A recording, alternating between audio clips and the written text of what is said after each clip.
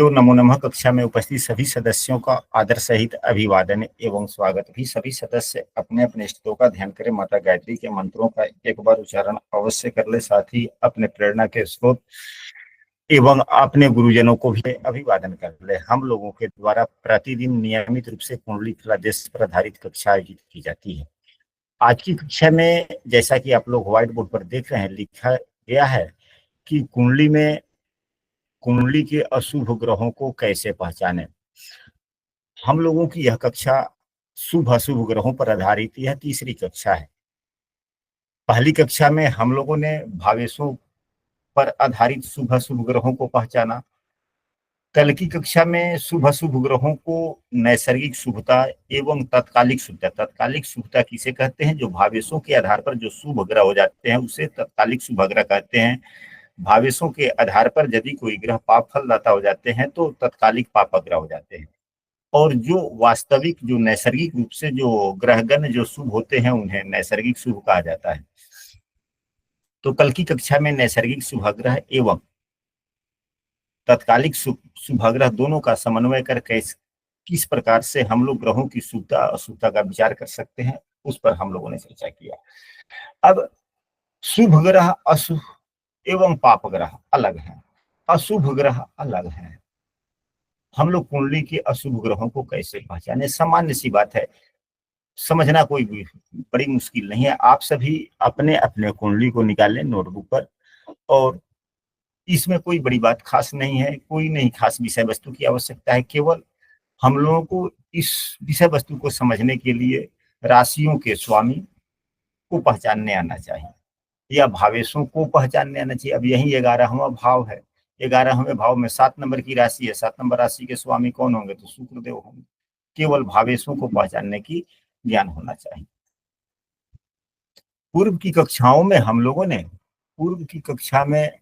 लोगों ने यह पढ़ा है कि कुंडली का तू दूसरा भाव अच्छा फल नहीं देता है, यह मारक भाव है, यह स्वास्थ्य संबंधी हानि देता है।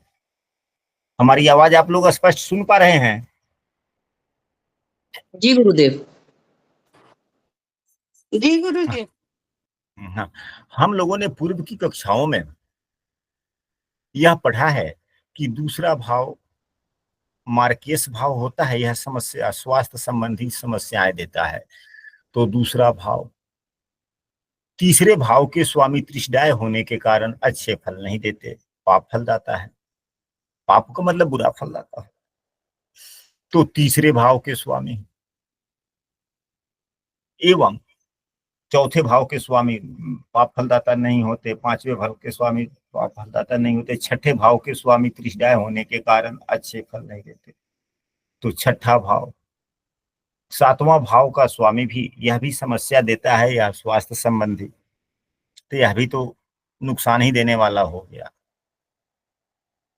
तो 7वां भाव, 8वां भाव का स्वामी अच्छा फल नहीं देता, जो हम लोगों ने पूर्व में पढ़ा। तो 8वां भाव, 9वें भाव के स्वामी अच्छे फलदाता हो जाते हैं, 10वें ठीक है। 11वें भाव के स्वामी भी त्रिशदाय होने के कारण बुरे फल देते हैं एवं 12वें भाव के स्वामी भी बुरे फल देते हैं। अब यह कितने भाव हो गए? 3 और 4, 7 भाव के स्वामी बुरे फलदाता हो जाते हैं। अब यहाँ पर क्या हम लोगों को करना है? तो दूसरे भाव में जो राशि बनी हुई है उसके स्वामी को हम लोग लिख लेंगे वर्तमान में, या राशि भी लिख सकते हैं। राशि लिखकर फिर स्वामी ही लिखना पड़ेगा, तो इसलिए सीधे स्वामी ही लिख लेंगे। दूसरे भाव में कौन सी राशि बनी हुई है, इसके स्वामी कौन होते हैं? शनि ग्रह, शनिदेव लिख लेंगे। हाँ। तीसरे भाव में कुंभ राशि है, इसके स्वामी कौन होंगे? शनिदेव। शनिदेव। छठे भाव में कौन सी राशि है? 2 नंबर की राशि है, इसके स्वामी कौन हो गए? शुक्रदेव। शुक्रदेव। 7वें भाव के स्वामी यहाँ पर 3 नंबर की राशि है, यानी कि मिथुन राशि है, मिथुन राशि के स्वामी बुधदेव लिख लेंगे। आप लोग अपने अपने कुंडली के हिसाब से लिखेंगे। 8वें भाव में चंद्रमा की राशि है, चंद्रमा लिखेंगे। 11वें भाव में शुक्र की राशि है, 7 नंबर की राशि शुक्र की होती है, तो शुक्रदेव लिख लेंगे। 12वें भाव में 8 नंबर की राशि है, 8 नंबर राशि के स्वामी मंगल देव होते हैं, तो मंगल लिख लेंगे। ये सभी अशुभ ग्रह हैं, ये सभी अशुभ ग्रह हैं। तो अब यहाँ पर देखिए बच कितने गए, केवल सूर्य एक बचे, चंद्रमा तो इसमें है ही, मंगल इसमें है, बुध इसमें है, गुरुदेव नहीं है, ठीक है, शुक्र भी इसी में है, शनि भी इसी में है। तो क्या ये सभी ग्रह केवल सूर्य एवं गुरु ही इस कुंडली के अच्छे ग्रह हुए और कोई ग्रह ही नहीं? तो ऐसी बात तो नहीं है, बुधदेव तो दशमेश भी है। तो इसके नियम यह है, अनुभव में प्रायः यह देखने को मिलता है एवं हमारे गुरुजनों का भी कहना है और अनुभव में भी यह देखने का मिलता है कि ये जितने भावेश हो गए, इसमें से कोई भी ग्रह यदि दो भावों का स्वामी हो जाए तो वह ज्यादा अशुभ हो जाता है। मुख्य रूप से अशुभ ग्रह यही हो गया, मुख्य रूप से अशुभ ग्रह वही हो जाता है जो दो भावों का स्वामी हो जाता है। तो शनिदेव इसमें दो भावों के स्वामी हो गए, दूसरे एवं तीसरे दो भाव के स्वामी हुए या नहीं हुए?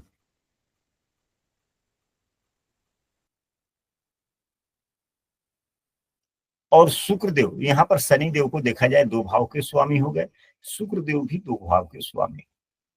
तो अब इस कुंडली के लिए, इस लग्न के लिए यानी कि धनु लग्न के लिए यह कौन से ग्रह ज्यादा अशुभ हो गए? शुक्र और शनि। शुक्र एवं शनि अशुभ ग्रह हो गए। तो जब भी शुक्र की दशा या शनि की दशा चलेगी तो व्यक्ति को समस्याएं आएंगी। अब शनिदेव यहाँ पर जो है मार्केश भाव एवं आयु भाव के स्वामी है, 8वें से 8वें हो जाने के कारण आयु यहाँ से विचार किया जाता है। तो इसलिए स्वास्थ्य, जब भी शनि की दशाएं चलेंगी तो स्वास्थ्य संबंधी कुछ न कुछ समस्याएं आने की संभावनाएं बनती है। एवं शुक्रदेव की जब दशाएं चलेंगी तो यह बीमारी वाली भाव यह भी है और यह आय भाव भी है एवं यह दशम का नवम भाव है, यानी कि कार्य नौकरी भाव का यह भाग्य भाव भी है, यानी कि कार्यों में समस्या एवं स्वास्थ्य हानि या बीमारी वगैरह होने की संभावना क्या हो। अगर किसी एक की इसमें महादशा हो जाए, शनि की महादशा हो, उसमें शुक्र की अंतरदशा हो जाए, या शुक्र की महादशा हो उसमें शनि की अंतरदशा हो जाए तो और ज्यादा समस्या हो जाती है। मुख्य रूप से कुंडली के अशुभ ग्रहों को हम लोग इसी प्रकार से पहचानते हैं कि यदि कोई ग्रह दूसरे, तीसरे, छठे, सातवें, आठवें, 11वें या 12वें इन भावों में किन्हीं दो भावों का स्वामी जो ग्रह हो जाता है वह हमारे जीवन के लिए ज्यादा अशुभ फल देता है, या स्वास्थ्य हानि देगा या समस्याएं किसी न किसी प्रकार का देगा। अब वह कैसी समस्याएं देगा ज्यादातर, तो वह जिस भाव में बैठा हुआ होगा उस भाव को भी समस्याग्रस्त करेगा। अब यहाँ शनिदेव चौथे भाव में है तो यहाँ भी समस्या दे सकते हैं। शुक्रदेव पंचम भाव में है तो संतान से संबंधित भी समस्याएं दे सकते हैं, क्योंकि पांचवा भाव संतान का भी होता है। संतान से अनबन हो जाना, संतान से किसी भी प्रकार का नुकसान हो जाना, या पिता की कुंडली में जब शुक्र की अंतरदशा आएगी तो यहाँ पर बैठे हुए अशुभ ग्रह बन के, तो पुत्र से संबंधित या पुत्र कोई काम धंधा कर रहा होगा, नौकरी, उसमें समस्याएं, जल्दी नौकरी न मिलना, इनकी दशाओं। तो पिता की कुंडली का फल कुछ लड़के को भी मिलता है, लड़के की कुंडली का फल कुछ पिता को भी मिलता है। आज ही दिन में हम एक कुंडली देख रहे थे, एक व्यक्ति की कुंडली थी, तो उनसे बड़ा दो भाई बहनों के बारे में उन लोगों ने पूछा, उन्हीं के कुंडली पर उनके दो बड़े भाई की चर्चा हुई और उन्होंने कहा कि हाँ, लगभग जितनी बातें आप कर रहे हैं साधारणतः उचित ही है, ठीक ही है, उसी प्रकार से स्थिति है। तो ऐसी है, तो कुंडली के अशुभ ग्रहों को पहचानने में तो कोई समस्याएं नहीं होंगी ना। यदि कोई व्यक्ति इस पर अपनी कुंडली लगाकर अपना देखना चाहता है तो कोई भी सदस्य अपनी कुंडली को बोल सकते हैं, उन्हीं की कुंडली पर हम चर्चा कर लेंगे। यदि कोई सदस्य, अच्छा बनाते हैं। अब यहाँ पर यदि मिथुन लग्न की कुंडली बना ली जाए तो 3, 4 5 6 7 8 9 10 11 12 1 2 ग्रहों की स्थिति जल्दी जल्दी बोली लग्न में या गुरु नहीं? है, लग्न, हाँ, तृतीय भाव में सूर्य मंगल केतु है, सूर्य मंगल केतु है, तो चौथे भाव में बुध शुक्र है, हाँ, छठे भाव में चंद्रमा है, हाँ, सातवें में शनि है, नौवें में राहु है। हो गए सभी ग्रह हो गए। जी अब आप अपने ग्रहों की जो दशाएं हैं उसको भी पीडीएफ अपना देख लीजिए, खोल लीजिए, ताकि जवाब में प्रत्युत्तर में हम लोग समझ सके। अब हम लोग पहले लग्न कुंडली से देखते हैं। तो लग्न कुंडली के दूसरे भाव के स्वामी, यानी कि जो जो भाव को हम लोगों को देखना है, यहाँ पर लिख लेते हैं 2 3 4 5 नहीं, 6 7 8 9 10 नहीं, 11 एवं 12। दूसरे भाव के स्वामी चंद्रमा, तीसरे भाव के स्वामी सूर्य, छठे भाव के स्वामी मंगल, सातवें भाव के स्वामी देवगुरु बृहस्पति, आठवें भाव के स्वामी शनि, 11वें भाव के स्वामी मंगल, 12वें भाव के स्वामी 2 नंबर शुक्रदेव। अब इसमें देखा जाए कि किन्हीं 2 भाव के स्वामी कौन ग्रह बनते हैं। एक ही ग्रह है मंगल, जो छठे का भी स्वामी है और 11वें का भी स्वामी है। तो जब भी मंगल की दशाएं चलती होंगी आपके जीवन में, देखने को ऐसा मिलता होगा, हल्का फल्का स्वास्थ्य हानि भी होती होगी, या जो भी काम आप करते हैं, नौकरी कर रहे होंगे, दुकानदारी कर रहे होंगे, या जो भी काम कर रहे होंगे, उसमें कार्यों में कुछ ना कुछ समस्याएं मंगल देव की दशा अंतर दशा में देखने को मिलता होगा। क्या यह बातें आपके जीवन पर लागू हो रही है, नहीं हो रही है? जी गुरु जी। हो रही। चलिए, अब इसके बाद में यहाँ तो कुंडली के अशुभ ग्रहों को हम लोगों ने पहचान लिया है।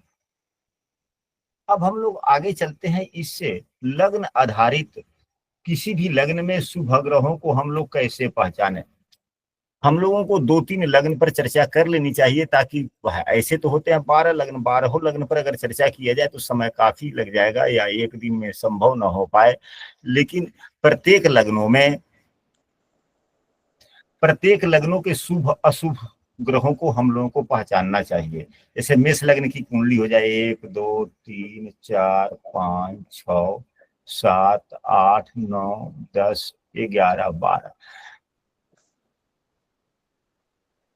अब मेष लग्न के शुभ ग्रह कौन हो गए या पाप ग्रह कौन हो गए? तो मेष लग्न की यदि कुंडली हो तो शनि पाप फलदाता हो जाते हैं, क्योंकि शनि देव का मूल त्रिकोण राशि 11वें भाव में है और दूसरी राशि यहाँ पर, तो दूसरी राशि के कम फल देते हैं, यानी कि शुभता इनमें पूरी नहीं आई, या पूर्ण रूप से अपने पाप फलों को नहीं भूले। यही वही मूल त्रिकोण राशि रहता था, पूर्ण पाप फल भूल जाते। लेकिन यहाँ पर तो मूल त्रिकोण राशि यहाँ पर है 11वें भाव में, एक तो पापाग्रह पूरी पूर्ण पाप फल भूले नहीं, और दूसरे और पाप फल दाता हो गए, इसलिए यह पाप फल दाता हो गए। एवं बुध देव की बात की जाए तो बुध देव तीसरे भाव के स्वामी एवं छठे भाव के स्वामी हो गए, यानी कि शनि देव पाप फलदाता हो गए, बुध देव भी तीसरे एवं छठे भाव के स्वामी होने के कारण पाप फलदाता हो गए, और शुक्र देव भी दूसरे एवं सातवें भाव के स्वामी होने के कारण यह खराब फलदाता हो गए। दोनों ही भाव मार्केश ही है, और शुभग्रह जब मार्केश बनता है तो ज्यादा नुकसानदायक हो जाता है। तो ये 3 ग्रह क्या हो गए? पाप फलदाता हो गए। इस कुंडली में सूर्य एवं चंद्रमा, सूर्य देव मुख्य कारक हो जाते हैं, शुभ फल देने वाले होते हैं।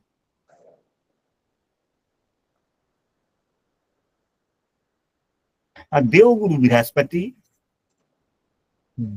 बृहस्पति यहाँ पर न पूर्ण रूप से शुभाग्रह है,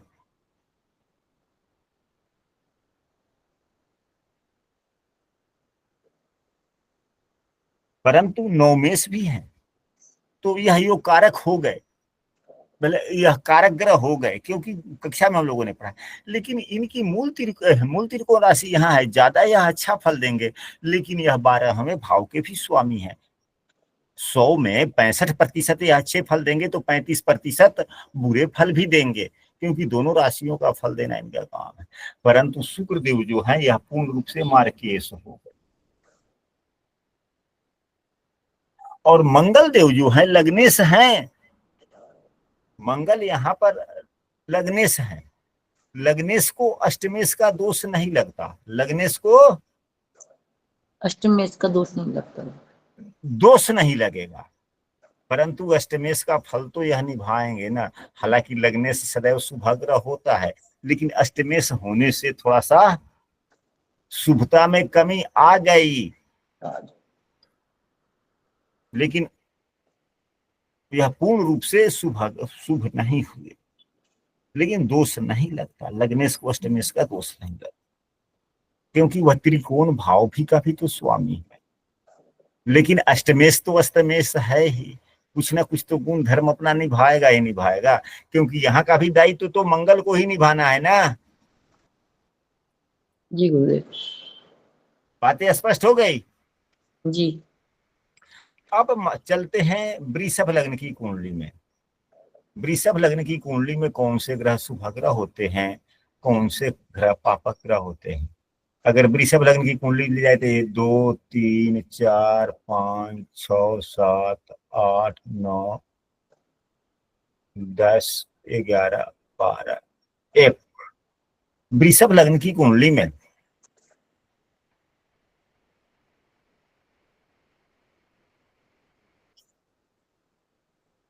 देवगुरु बृहस्पति सबसे पहले यहाँ पर आया, देवगुरु बृहस्पति जो अष्टमेश भी हैं और एकादश शेष भी हैं। यह पूर्ण रूप से पाप फल देने वाले हो गए, यानी कि बुरे फल देने वाले हो गए। शुक्रदेव को देखा जाए तो शुक्रदेव की मूल त्रिकोण राशि यहाँ पर लग्नेश स्वयं है, लेकिन एक हस्तेश भी है, और मूल त्रिकोण राशि 6ठे भाव में है, तो लग्नेश ही बुरे फल देने वाले हो गए। यानी कि शुक्रदेव व्यक्ति अपने स्वभाव के कारण ही, वृषभ लग्न की कुंडली में व्यक्ति अपने स्वभाव के कारण, अपने आचरणों के कारण, अपने विलासिता के कारण ही अधिकांशतः उनके कार्यों में समस्याएं आती है। चंद्रमा की एक ही राशि होती है और तीसरे भाव में है, तो तीसरे भाव के स्वामी पाप फल देते हैं, तो चंद्रमा भी पाप फल देने वाला होगा। अब यहाँ पर शेष ग्रहों को देखा जाए,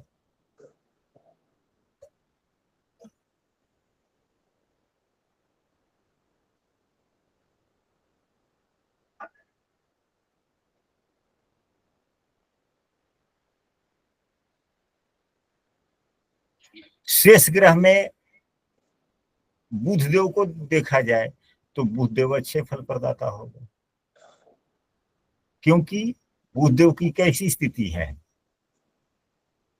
बुध देव यहाँ दूसरे भाव के स्वामी है, तो मूल त्रिकोण राशि पंचम भाव में है।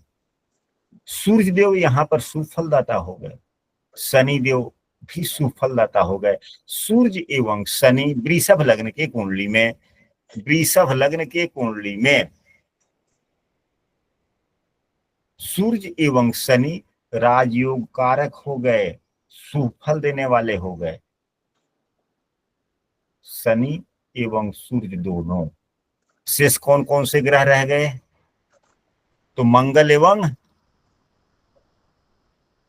बुध। तो मंगल यहाँ पर सामान्य फल देंगे, क्योंकि यहाँ पर 12वें भाव के स्वामी का एक ही नियम है कि 12वें भाव में यदि कोई राशि है किसी ग्रह की, अगर उनकी दूसरी राशि है तो दूसरी राशि जहां होता है उसके अनुरूप फल देते हैं। तो यहाँ पर सप्तम भाव में इनकी एक राशि है, तो केंद्र भाव में पापग्रह की राशि हो जाने से पापत्व गुण भूल गए। अब फल यहीं से ज्यादा से देखना है हम सबों को, 12वें भाव के स्वामी कैसे फल देते हैं, तो दूसरी राशि जहां होती है वैसे देते हैं, लेकिन ये नैसर्गिक पापग्रह भी हैं और इनका एक राशि 12वें भाव में है, इसलिए यह पूर्ण फल नहीं देते, यह मिश्रित फल देते हैं, शुभ अशुभ दोनों दे देंगे मंगल देव। बुध देव भी वही हैं। हालांकि बुध देव तो अच्छे फल प्रदाता हुए, लेकिन थोड़े इनमें दूसरे भाव का स्वामी का भी तो गुण है, तो यह भी मिश्रित फल ही देंगे। लेकिन पूर्ण योग कारक ग्रह कौन हो गए, पूर्ण शुभ कौन हो गए, शनि एवं सूर्य देव हो गए। यहाँ पर मंगल पाप फलदाता नहीं है, मिश्रित फल देने वाले हो गए। और किसी लग्न पर चर्चा किया जाए?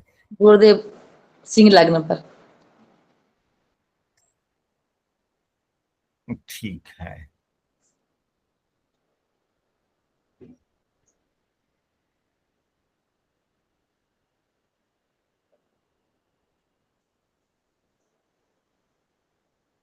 पाँच, 6, 7, 8, 9, 10, 11, 4। अब सिंह लग्न की बात की जाए तो सिंह लग्न में बुध देव को देखा जाए यहीं पे, तो बुध देव 11वें एवं दूसरे भाव के स्वामी होने के कारण यह अच्छे फल प्रदाता नहीं है, ये पाप फल देने वाले हैं, नुकसान देने वाले हैं। शुक्रदेव की बात की जाए तो शुक्रदेव यहाँ तीसरे भाव के स्वामी होने के कारण अशुभ फलदाता हो गए, एवं दूसरी राशि इनकी केंद्र भाव में पड़ जाने से केंद्र शुभता को भी एक खो दिए, केंद्राधिपत्य दोष लगा। तो यह शुभता इनकी कम समाप्त हो गई या शुभता को भूल गए और तीसरे भाव पाप फल देने वाले हो गए। तो बुध देव एवं शुक्र देव यह पाप फलदाता हो गए। शनि की बात किया जाए तो शनि खष्टेश भी है और सप्तमेश भी। एक तरफ ये अपनी शुभता को अशुभता को भूल गए, तो दूसरी तरफ यह दो प्रकार से खराब भाव हो जाता है, यह त्रिशदाय में भी आता है एवं त्रिक भाव में भी आता है, छठा। इसलिए यह शनि देव भी पाप फलदाता हो गए, इसमें बुध शुक्र शनि दोनों ही। अब शेष ग्रह की बात की जाए तो सूर्य देव की एक ही राशि है जो लग्न में है, इसलिए यह पूर्ण शुभ हो गए। तो सूर्य देव शुभ फलदाता हो गए। सूर्य देव की दशाओं में अच्छा फल देखने को मिलेगा, हालांकि स्थिति अच्छी होनी चाहिए।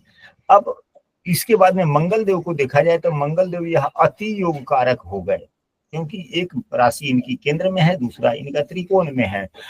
तो मंगल देव भी बहुत ही अच्छे सुफल प्रदाता हो गए।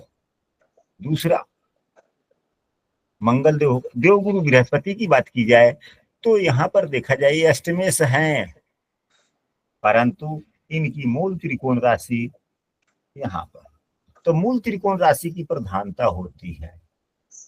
तो देवगुरु बृहस्पति भी नुकसानदायक फल स्थिति नहीं देंगे। देवगुरु बृहस्पति ज्ञान विवेक के भी कारक हैं, और यह इनकी मूल त्रिकोण राशि ज्ञान विवेक के भाव में भी है। और उच्च ज्ञान विवेक हम लोग कहाँ से देखते हैं, अनुसंधान वाली आकस्मिक सोच वाली तो अष्टम भाव से ही देखते हैं, इसलिए यह शुभ हो जाते हैं। तो देवगुरु बृहस्पति भी कुछ हद तक ठीक है। कौन से ग्रह बच गए? चंद्रमा। तो चंद्रमा यहाँ पर साहचर्य गुणों को निभाएगा।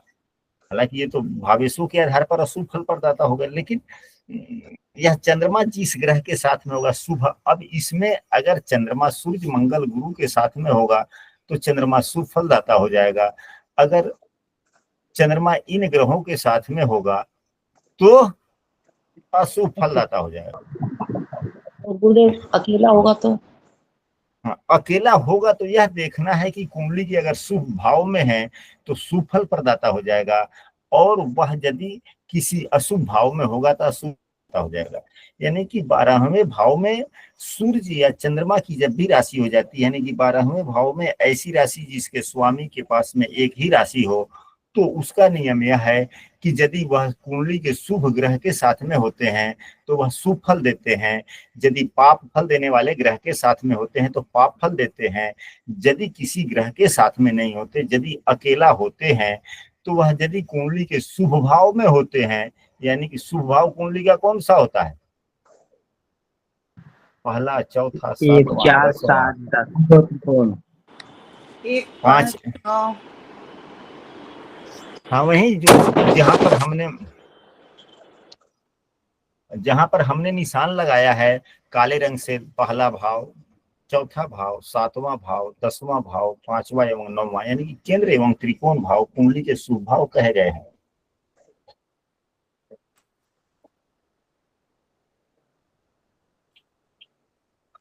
और भी कोई सदस्य किसी लग्न पर बोलना पूछना हो तो पूछ सकते हैं। मीन लग्न गुरु जी।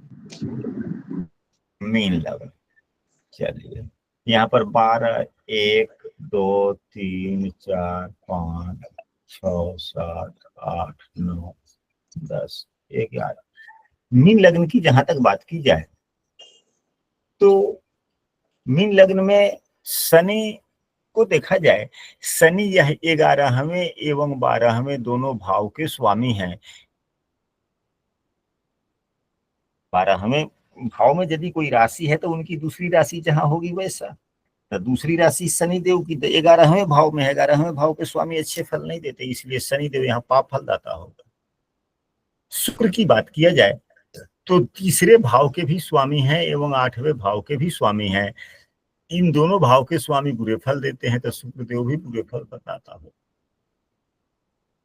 सूर्यदेव को देखा जाए तो सूर्यदेव छठे भाव के स्वामी हो गए, ये शुभ भाव के स्वामी नहीं है, इसलिए पाप फलदाता सूर्यदेव भी हो गए। अब इसके बाद में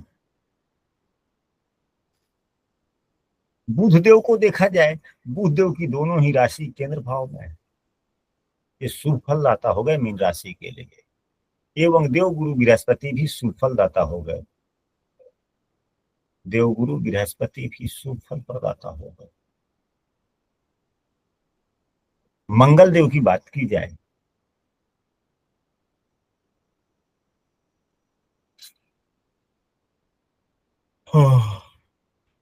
चंद्रमा, कौन से ग्रह रहा? चंद्रमा, चंद्रमा भी यहाँ पर शुभ फलदाता हो गए। और मंगल देव कैसे फल देने वाले हो गए? मंगल देव की एक राशि यहाँ पर है और दूसरी यहाँ पर है, यह मंगल देव मिश्रित फल देने वाले हो गए, क्योंकि दूसरे भाव के स्वामी भावेशों के आधार पर यह बुरे फल नहीं देते, ये साहचर्य गुण निभाते हैं या भावेशों के आधार पर। तो नवम भाव भी तो है इनका, इसलिए मिश्रित फल देंगे। और कोई सदस्य किसी लग्न से संबंधित हो तो आप लोग चर्चा कर सकते हैं, बोल सकते हैं। मकर, क्योंकि आज के बाद में अब कल से सोमवार से कक्षा की विषय वस्तु बदलने वाली है, क्योंकि हम लोगों ने प्रारंभिक बहुत कुछ हम लोगों ने सीख लिया, समझ लिया। अब ग्रहों के बल वगैरह, राशियों के कुछ ज्ञान वगैरह के बारे में हम लोग चर्चा करेंगे, फलादेश करते रहेंगे, बढ़ते रहेंगे, आगे चलते जाएंगे। हाँ, बोला जाए किस लग्न को आपने कहा था? मकर, मकर लग्न, 10 नंबर की राशि, 10, 11, 12, 1, 2, 3, 4, 5, 6, 7, 8, 9। मकर लग्न की कुंडली में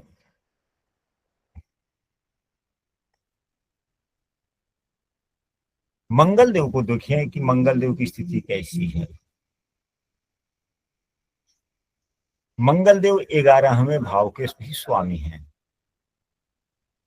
मंगल देव मिश्रित फल देने वाले हो गए, मंगल देव मिश्रित फल देने वाले हो गए, क्योंकि इनकी एक राशि जो है मूल त्रिकोण राशि वह केंद्र भाव में है। ये अधिकांशतः अपने पापत्व गुण को भूल गए, लेकिन दूसरी राशि तो है 11वें भाव में, तो फिर पाप फलदाता होगा,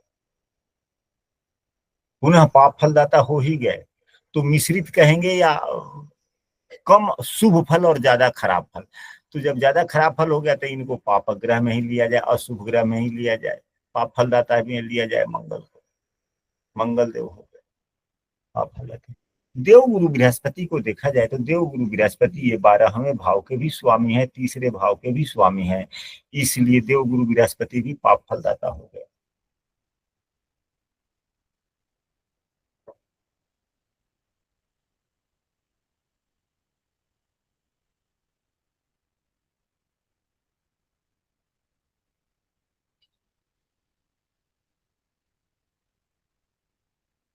शुक्रदेव को देखा जाए यहाँ पर तो शुक्रदेव पंचमेश भी है एवं दशमेश भी है। यह अति योग कारक ग्रह होगा, यानी कि शुभ फल प्रदाता होगा शुक्रदेव। सूर्य देव अच्छे फल प्रदाता नहीं हुए, यहाँ पर यह पाप फलदाता होगा क्योंकि अष्टमेश है।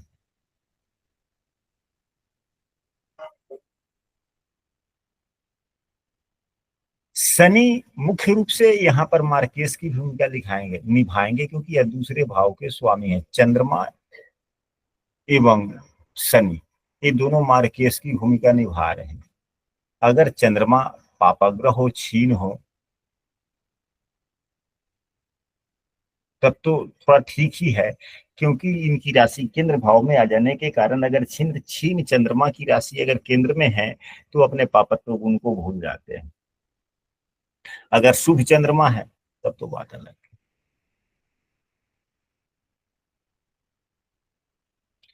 तो सूर्यदेव यहाँ पर अशुभ फलदाता हो गए, चंद्रमा मिश्रित फलदाता हो गया, मंगल देव भी क्या हो गए, मंगल देव भी समझिए कि ये पाप फलदाता हो गए। बुध देव क्या हुए, तो बुध देव यहाँ पर मुख्य रूप से ये नवम भाव के स्वामी हैं और इनकी मूल त्रिकोण राशि नवम भाव में है, इसलिए यह ज्यादा शुभ फल देंगे एवं हल्का नुकसान भी करेंगे। यानी कि मिश्रित नहीं कहा जा सकता है क्योंकि मूल त्रिकोण राशि नवम भाव में, तो ज्यादा अच्छा फल देंगे, थोड़ा मोड़ा समस्या आएगा। और यही इनकी दूसरी राशि जो छठे भाव में है, तो जो मकर लग्न की जो कुंडली वाले हैं उन लोगों को थोड़ा सा अत्यधिक बात करने से बचना चाहिए। उतनी ही बात बोलना चाहिए जितनी आवश्यकता हो, आवश्यकता से फिजूल नहीं। बातें उतनी ही बोला जाए जिससे काम बन जाए। देवगुरु बृहस्पति खराब ग्रह हो गए, शुक्र देव अति योग कारक हो गए, शनि देव मिश्रित फलदाता कह सकते हैं, उतने शुभ ग्रह नहीं है क्योंकि इनकी मूल त्रिकोण राशि दूसरे भाव में है। दूसरा भाव मार्केश भी होता है, स्वास्थ्य हानि भी करता है। और दूसरे भाव में अगर पापग्रह की राशि होती है, ऐसे व्यक्ति को खान पान पर थोड़ा ज्यादा ध्यान रखना चाहिए। यदि दूसरे भाव में किसी पापग्रह की राशि हो, नैसर्गिक पापग्रह की राशि हो, तो खान पान पर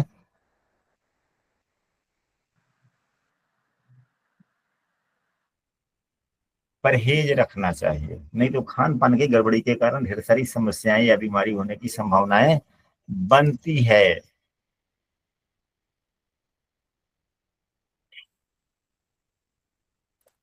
तो आज लगभग 20 रोज हो गया इस कक्षा को। अब हम लोगों ने राशियों के पूरे गुण धर्म के बारे में नहीं समझा, ग्रहों के पूरे गुण धर्मों के बारे में नहीं समझा। तो अब हम लोगों की जो कक्षा सोमवार से चलेगी, प्रत्येक सोमवार को कक्षा फलादेश की कक्षा जो होती है उसमें हम आप लोगों को शामिल करेंगे। फलादेश सीखें, समझे, वहां पे ढेर सारी तरह की बातें होती है। फिर वहां जो बातें न समझ में आए आप लोगों को, वह समूह में लिखें, उसी को आधार लेकर हम लोग आगे भी बढ़ेंगे और भी ढेर सारी जो विषय वस्तु है हम लोग सीखेंगे। लेकिन अब आज के बाद से कक्षा का विषय वस्तु का सिलेबस बदलने वाला है, इसलिए आज की कक्षा इतने ही देर के लिए, क्योंकि कोई भी नया विषय वस्तु अगर हम लोग शुरू करते हैं तो वह समाप्त हो ही नहीं सकता। और जब नया विषय वस्तु हो तो खास करके जब समाप्त हो जाने वाली स्थिति हो तो शुरू किया जाए, या कल क्लास होने वाली हो तो चल शुरू किया जाए। हाँ, तुला लग्न में मंगल परबल मार्केश होंगे। अब देखिए तुला लग्न की कुंडली में यहाँ पर अभी मैसेज आया, अभी हम चर्चा कर ही लेते हैं तुला लग्न की भी कुंडली। तो यदि तुला लग्न की बात किया जाए तो हम लोगों ने पूर्व की कक्षाओं में यह पढ़ा कि दूसरा भाव 7वें से ज्यादा दूसरा भाव मारक भाव का काम करता है। तुला लग्न में यहाँ पर हुआ था 8, 9, 10, 11, 12, 1। तुला लग्न की कुंडली में मंगल देव प्रबल मार्केश दिखते तो हैं, प्रबल मार्केश दिखते तो हैं, परंतु प्रबल मार्केश का काम नहीं करते, क्योंकि ये पापग्रह है।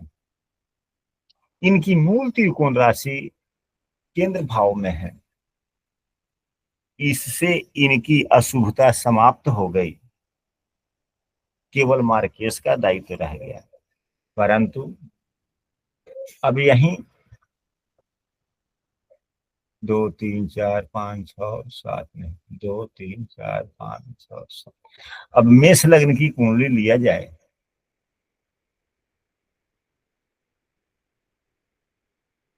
यहाँ पर 1 2 3 4 5 6 7, तो एक तो शुभग्रह केंद्राधिपत्य दोष, दूसरा मार्केश यहाँ भी, तीसरा मार्केश यहाँ भी, तो यह प्रबल मार्केश होगा।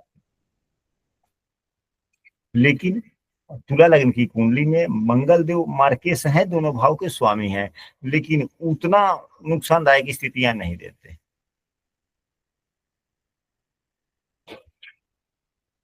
हाँ, और भी ग्रहों से संयोग बने मार्केश पे तो कई बातों है, जैसे अष्टम भाव के भी स्वामी को मार्केश कहा है, अष्टम भाव के स्वामी को भी मार्केश कहा गया, 12वें भाव के स्वामी को भी मार्केश कहा गया, राहु केतु तथा ही बचा, राहु केतु को भी कहा गया है, और भी ढेर सारी बातें हैं।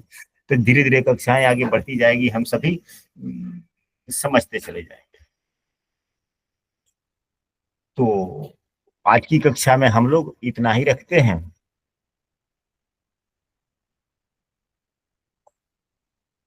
यदि किसी सदस्य को आज की कक्षा से संबंधित किसी भी विषय वस्तु पे अगर कोई प्रश्न पूछना हो तो पूछ सकते